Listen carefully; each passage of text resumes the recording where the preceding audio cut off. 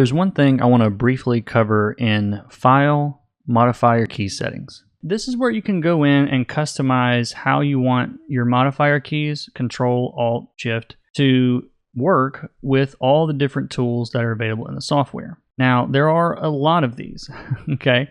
I will tell you the only thing that I think that I changed here was the ability to change the size of the brush on any of the tools that, have a brush. For example, if I go to lasso, this subtool here, click on brush, and then click on, one of these brushes here.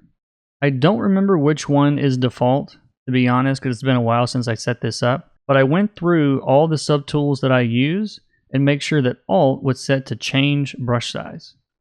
So I did this for all the different brush tools, for the airbrush, that soft airbrush I use all the time. You see this right here where it says Alt, change brush size. What this does, when you have a brush selected, now I'm not touching the canvas right now. Hold down Alt or Option, and then hold down the right click button. I haven't touched the tablet yet. I'm still floating above it. But what this does, it lets me change that brush size. When I let it go, it'll stop. So I can increase it, and it's really big. I can decrease it, and it's really small. This takes a little bit of practice to get used to, but again, this only works if you're not touching the tablet. I'm making this very clear because I got a lot of questions about this on one of my YouTube tutorials about this. While you're not touching your tablet, press Alt or Option on a Mac, right click, and then you can change this.